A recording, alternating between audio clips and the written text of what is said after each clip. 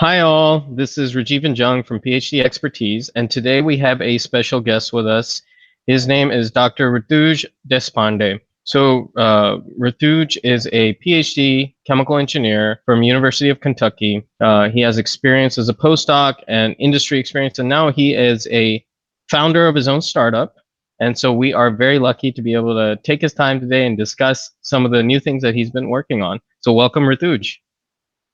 Thank you. First of all, thanks both of you for taking out time for this. I'm really glad that, and honored, right, to be here on your YouTube channel. Thanks, Rutooj. Thanks, Rutooj. So we're gonna get started. I've known you for quite a bit of time now, and one of the things I know about you is you went to one of the top institutes in India for your chemical engineering degree, your undergraduate degree. That's a ICT Mumbai. Would you after that was completed, right, and you decided to go and do a PhD? Would you be able to give a quick overview of the process that you undertook to be able to make the decision to do a PhD and how you ended up or to get into America and what that was like? Always excited to talk about all these things, right? UDCT or ICT, Institute of Chemical Technology, is one of the premier institutes in chemical technology field in India. It's highly competitive. So they have only in chemical engineering, they have 75 people getting admitted every year. Maybe lakhs of people are intend or competing for it. So it's very difficult to get. I remember there was only one seat for my region, and luckily I got one. Yeah, so into UDCT, and then until then, of course, I was unaware of anything about PhD or any universities outside India and stuff. But UDCT has this culture of research, people going abroad. Coming from a smaller town, I was really unaware of all these things, but gradually learned about it. And then in the in my third year, so this is a 4-year course of undergraduate graduation, and in my third year, University of Kentucky got contacted through our normal process application process system by our university, and they were ready to take 2 of our students, and that's how I ended up applying for University of Kentucky and getting admission there. I was By then I was little aware of what my likings are. Of course, starting from my school, I think my inclination was mathematics, and then I was okay with chemistry in general. And there were fancy words like people talked about biotechnology, nanotechnology, and stuff. I didn't know much about it, but I knew something with mathematics would help me in general. Joined University of Kentucky, um, and luckily, Professor Y.T. Chang joined it the same year. So he had a 20 years of experience from General Motors, so he knew how industry worked and what industry needed. And I joined him for my PhD and in the field of lithium-ion batteries, which is again exciting field. It was in the cusp of materials and an energy sector, and of course modeling, which is what I started. Now coming from India to a US university, there are challenges, right? Of course, which are probably common for every immigrant. The language, the expressions you use, the jargon. Technicalities, okay. I mean, as long as you're talking the mathematical language or scientific language, I think you're always okay. But learning about the culture, the differences. Of course, we had help from our previous students out there who helped us as much as they could. But yeah, it's a learning process. But at the same time, very exciting. A lot of new things to learn. A very different perspective of life in general. So it was there for 3.5 years. Yeah, luckily my PhD, I could finish it very quickly in terms of academic years, with good publications. And that's when I decided that I will go for a postdoc at Lawrence Berkeley National Lab. Yeah, again, there's a sharp difference between Kentucky ambience versus Berkeley ambience. So I went to Lawrence Berkeley National Lab. So academic ambience is very different. Thinking process is very different. Of course, we all were working on batteries.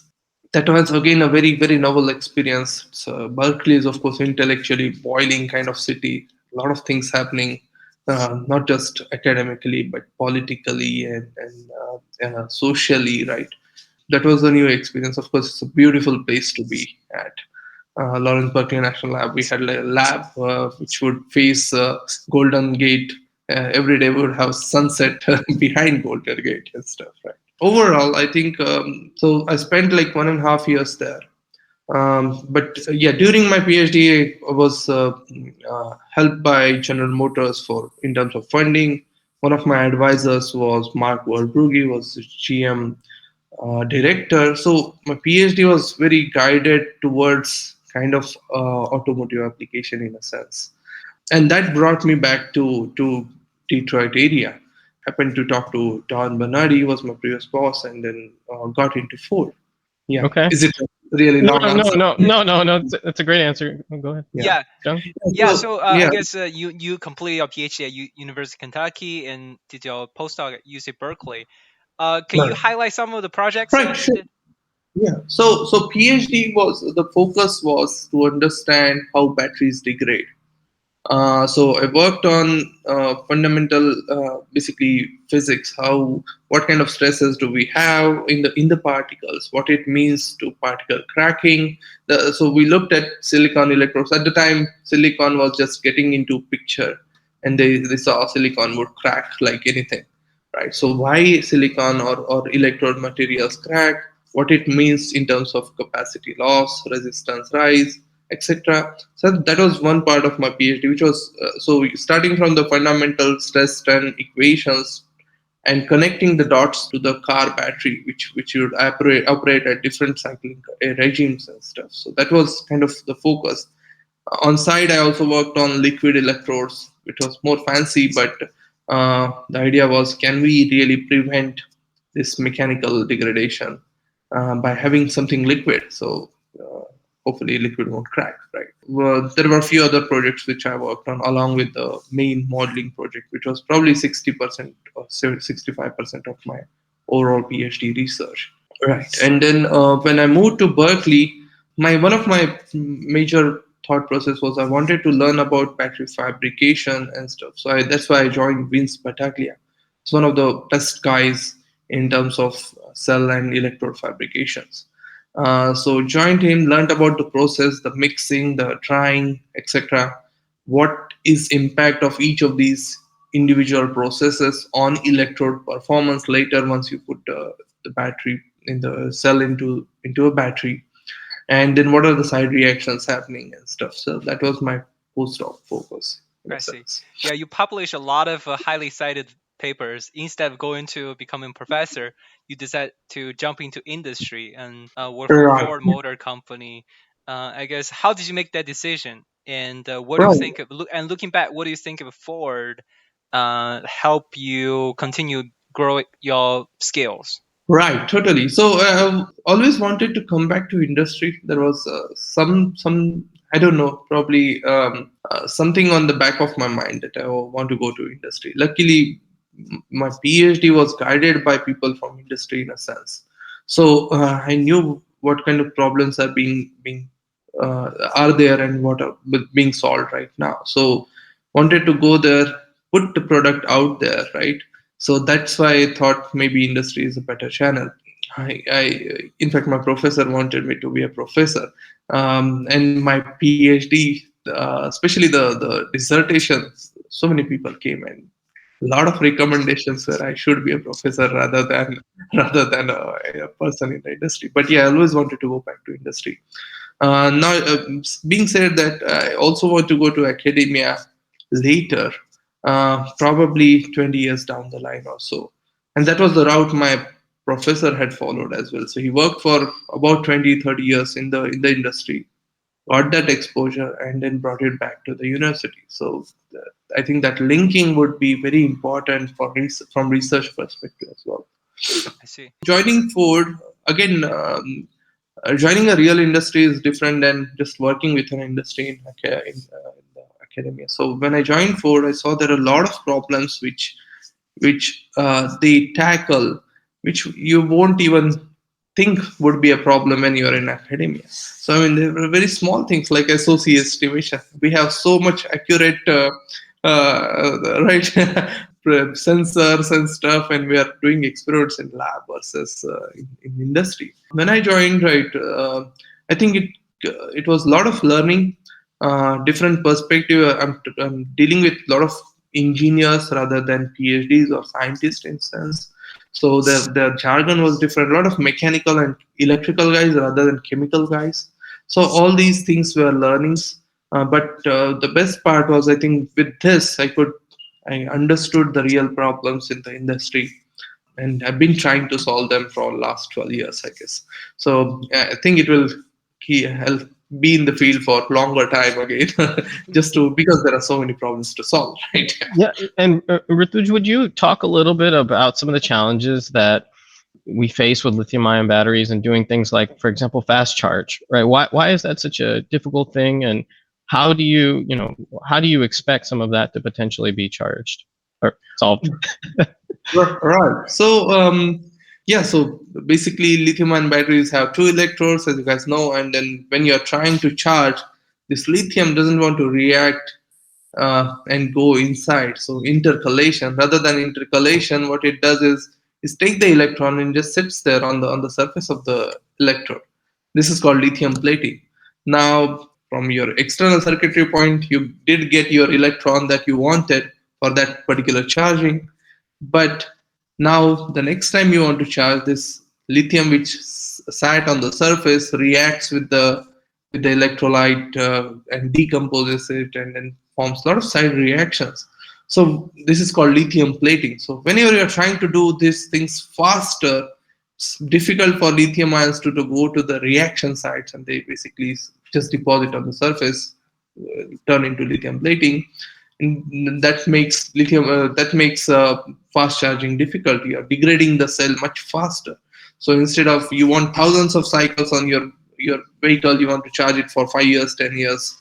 But now if you do fast charging 5 times, 100 times, your battery is dead. And then there is chance of thermal runaway as well. So that is also a problem. So of course, can this be problem solved? It is. There are a lot of ways people are trying to solve it. From fundamental physics, can we go to smaller particle sizes? Can we go to increase the rate of reaction somehow by changing the electrolytes? Can we change the electrode microstructure, the porosity, the tortuosity, thicknesses, etc.? And from there to the vehicle pack level, can we change the profile itself? Can we look at the electrode potentials and still change the rate at which we are charging? Can we continuously monitor it with onboard models, the electrode potentials and possibility of lithium plating? And these all things are being tried and tested with different approaches. I think it is a problem that can be solved. It will take little time, of course. It's not a very easy one. When you go to pack level or vehicle level, there are a lot of challenges such as thermal gradients. You have variation between cell to cells. You have variation between connection points, the resistance. Everything would affect how quickly can you charge, right? So yeah, things to be solved, I guess, right? Yeah. Okay, yeah. So now, can you talk a little bit about your EV scooter startup? Right. So when I was in Ford, or in US in general, I thought I would visit India every so often, once a while.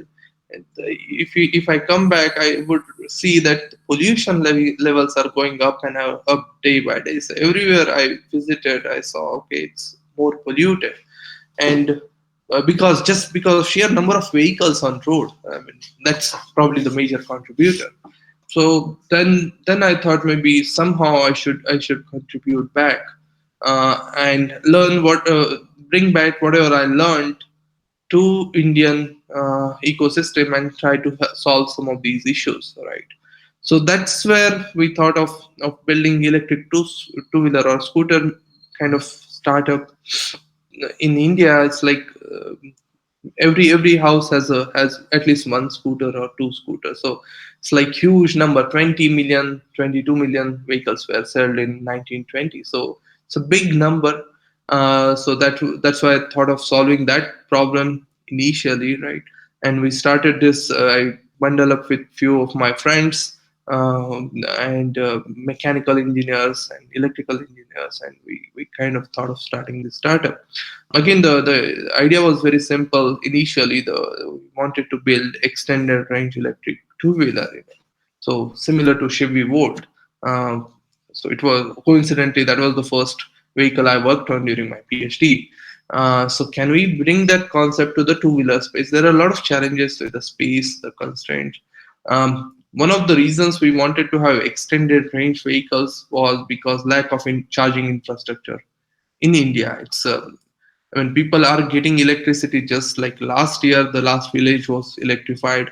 So having continuous electricity is still a challenge everywhere, and I don't think charging station infrastructure can happen that quickly everywhere in India, though vehicles are being used almost everywhere in India.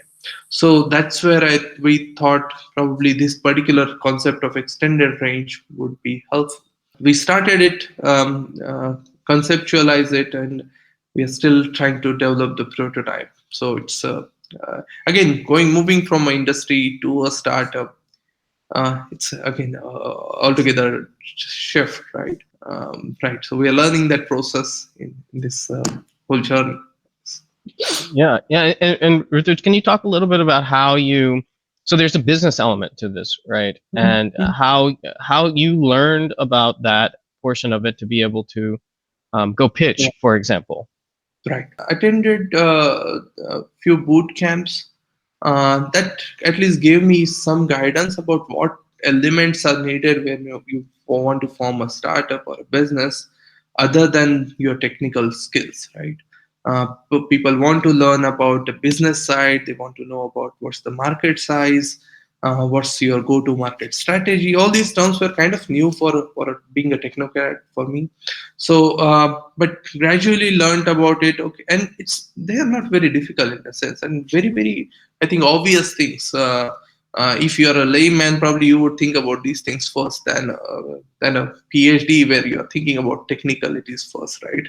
Uh, so gradually learned about these, learned to get that jargon when I pitched, right? People want to know about financials more than the technicalities a lot of times, because that's where they're interested in learning about the business, the problem statement, why you are trying to solve this problem, what it means, etc. So I think attending few boot camps, then pitching it at few locations, every time I would get new questions, and I think that's the learning process, right? Yeah, it's like doing our PhD research talks, right? Yeah, you do it every time, and then you realize, okay, there are a lot of questions which I'm unaware of in a sense, right? Rutooj, a lot of our audience is PhD students. Can you give Right. some advice and share some lessons learned on being a productive postdoc and working on your own startup? Right. Yeah. So I think few things I would definitely suggest. I don't know. Right. Yeah. So one thing is, um, being a PhD, we tend to be very focused, which is good. Unless you are focused, you can't really solve a particular problem. But then at the same time, we might miss the bigger picture. So that's what I'm seeing when I'm talking to a lot of PhDs, and I'm sure I was like that as well. That we are so focused on solving this particular equation or looking at this particular molecule or particle or whatever. And then we somehow lose track of bigger picture, how it is connected to a vehicle or a big energy storage system or a grid, whatever your final product is connected to. So I think keeping an eye on the final product, what are the variations that can happen to the equation you're solving when you are putting a particular small element into a product and into an application. For example, if you think about electric cars, right? These cars are being driven in Michigan, Wisconsin, which are super cold, versus Texas, which are probably or Phoenix, which are warmer regions. Now, does your equation solve? Can you? What is the effect of temperature on your equation, in a sense, right? So these are like simple things. Probably we are aware of it, but you tend to somehow get lost into smaller world, or get really focused on the smaller world, and tend to get basically away from the big picture. That's what I would suggest. Keep an eye on big picture, and then see why you are solving the thing you are solving, or why you are doing the thing you are doing, right? And in terms of entrepreneurship, I guess again, it's a altogether different world. But I think, being PhDs, we are trying to create something new which is useful. So being useful is, I think, thing we want to underline, right? Someday it should be used somewhere. That's what entrepreneurs are doing. They are bringing, a lot of them are bringing technology from some other world to a newer product, or bringing new element of the technology to existing product, and making a new product out of it, so that it's useful for a lot of people. They are trying to solve some problem which is present there already. It's not you're creating problems and solving it, right? So keeping an eye on the problems you want to solve is, again, I think, key in that. I see. Yeah, Rutooj, we really appreciate you being with us today.